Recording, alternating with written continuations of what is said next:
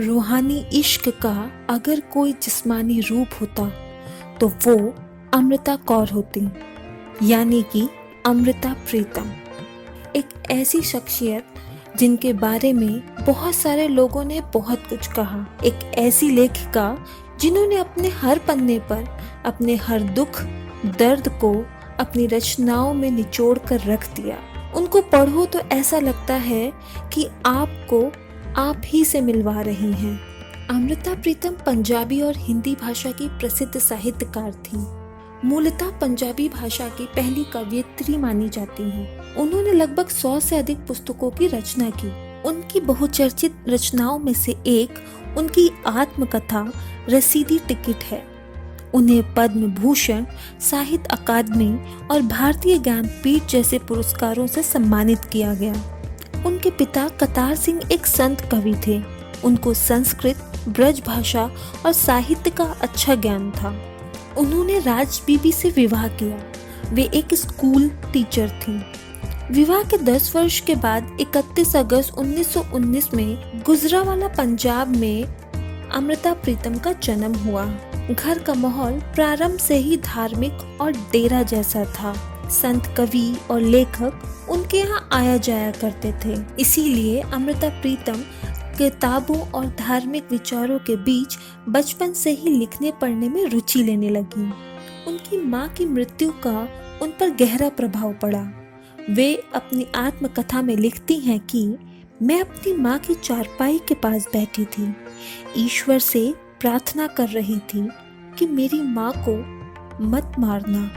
उन्होंने अपनी सहेली से सुना था कि बच्चों की दुआएं भगवान जरूर कबूल करते हैं।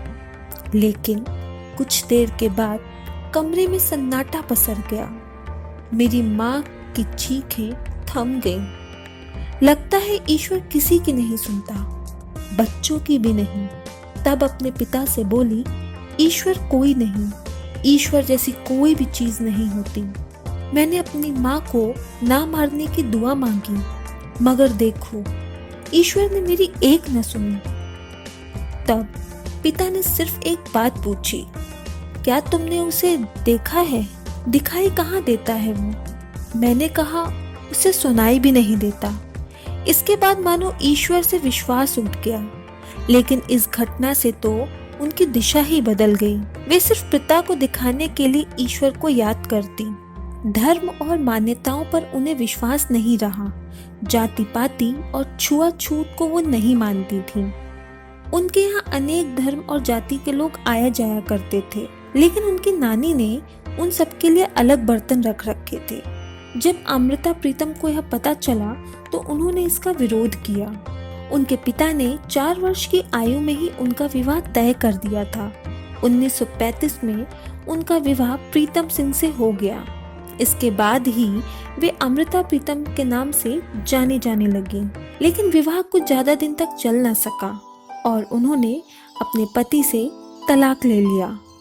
साहित्यकार जो अपने आसपास देखता है ना, वही अपनी लेखनी से पन्नों पर उतार देता है। 1947 में विभाजन की त्राजेडी देखी। उन्होंने लोगों को रोते बिलखते हुए देखा। विशेषकर बेटियों और बच्चियों की दुर्दशा को उन्होंने अपनी कविताओं का आधार बनाया। पंजाब की दुर्दशा पर वारिस शाह से संबोधित करते हुए उन्होंने एक कविता लिखी। आज वारिस शाह मैं तुमसे कह रही हूँ, अपनी कब्र में से बोलो, इश्क की किताब का कोई नया पन्ना खोलो। एक बेटी पंजाब की रोई थी, तूने दास्ताएं लंबी लिखी थी।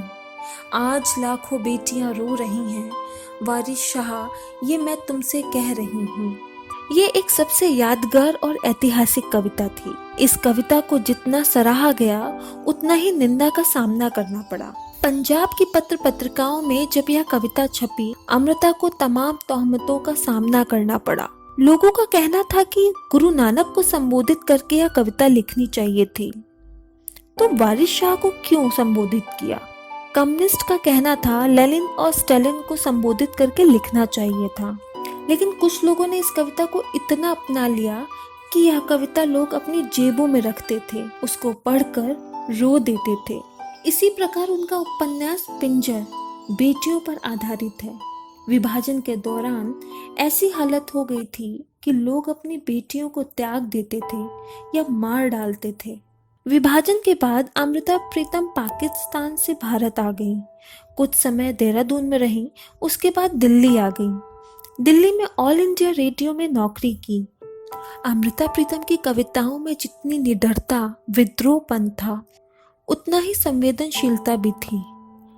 अमृता प्रीतम के सपनों में अक्सर एक लंबा सांवला साया आया करता था और वो कभी उनसे मिली नहीं थी।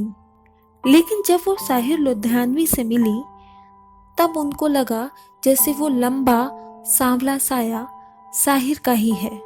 लाहौर के प्रीति नगर में एक कवि सम्मेलन में जब उन्होंने साहिर लुधियानवी को देखा और सुना, साहिर की खामोश निगाहों का जादू उनके दिल और दिमाग पर छा गया।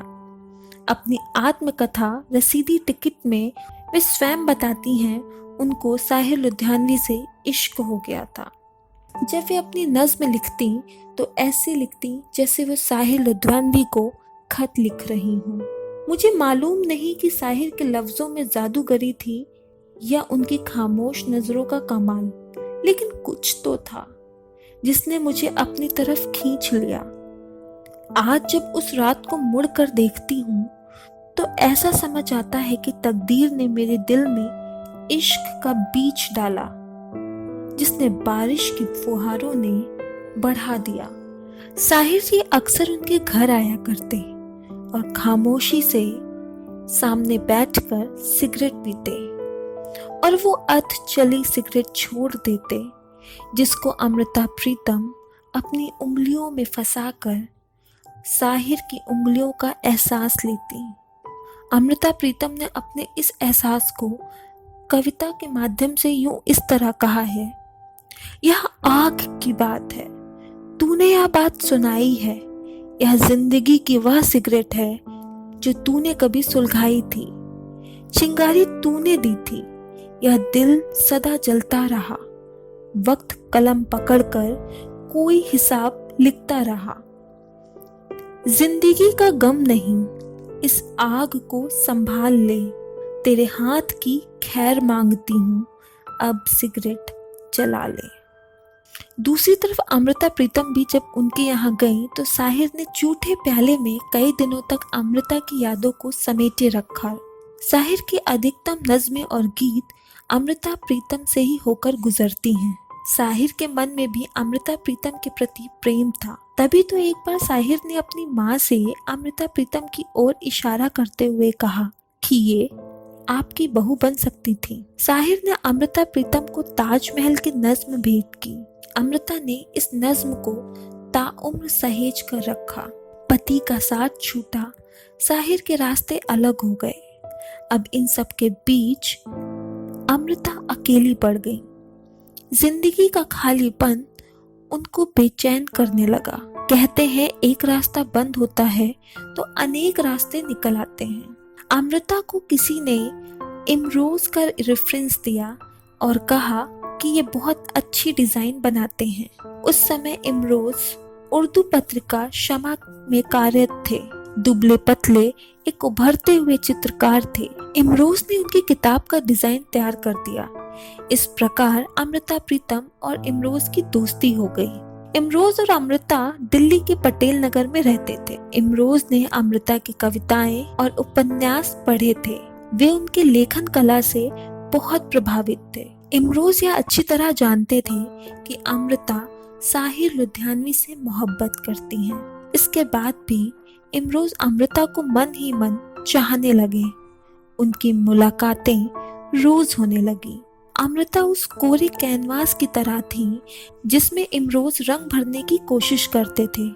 अमृता की एक आदत थी कि वे हर वक्त कुछ न कुछ लिखती रहती। उनकी उंगलियां बिना पेन के भी चलती रहती। जब इमरोज स्कूटर से अमृता को आकाशवाणी छोड़ने जाते तो अमृता इमरोज की पीठ पर उंगलियों से लिखती थी। इमरोज को ऐसा महसूस हुआ कि वे साहिर लिखती हैं। इसके बावजूद भी इमरोज ने इसका विरोध कभी नहीं किया। समय के साथ साथ वे एक दूसरे के दिल के करीब होते गए। उन्होंने निश्चय किया कि रोज रोज मिलने से अच्छा है कि उन्हें साथ ही रहा जाए। उस वक्त वैसे तो कई लोग इसे गलत मानते थे, लेकिन अमृता और इमरोज को इसकी परवाह नहीं। अमृता और इमरोज लिव इन में रहने लगे।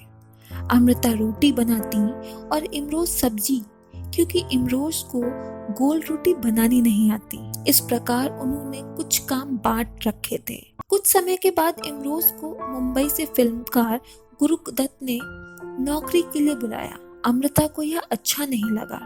उनके जाने के बाद अमृता बीमार पड़ गई। यह बात जब इमरोज को पता चली, वे वापस दिल्ली आ गए। अमृता ने खुशी से उनका स्वागत किया। अमृता इमरोज से यह पूछा करती थी कि तुम मुझे इतनी देर से क्यों मिले राही?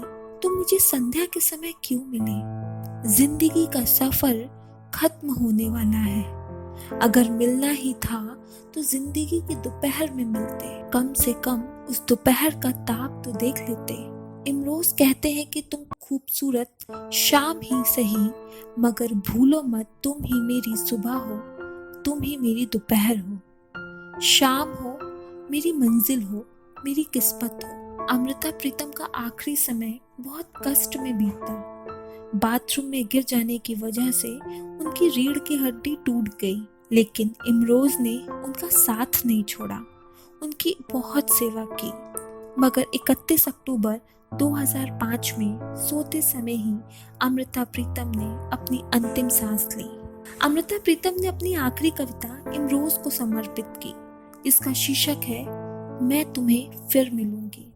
वो लिखती हैं, मैं तुम्हें फिर मिलूंगी, कहाँ कैसे पता नहीं, तुम्हारे ख्यालों की चिंगारी बनकर तुम्हारी कैनवास पर उतरूंगी, या तेरे कैनवास पर रहस्यमय लकीर बनकर खामोश तुझे देखती रहूंगी, या एक झरना बनूंगी और जैसे उसका पानी उड़ता है, मैं पानी की बूंद तुम्हारे जिस्म पर मिलूं और ठंडक से बनकर तुम्हारे सीने से लिपटूंगी। मैं तुम्हें फिर मिलूंगी, कहाँ कैसे पता नहीं।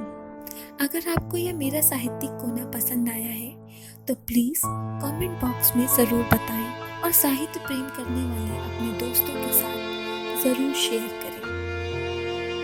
Thank you. अगर आपको ये वीडियो पसंद आई हो तो लाइक, शेयर, सब्सक्राइब ज़रूर करें।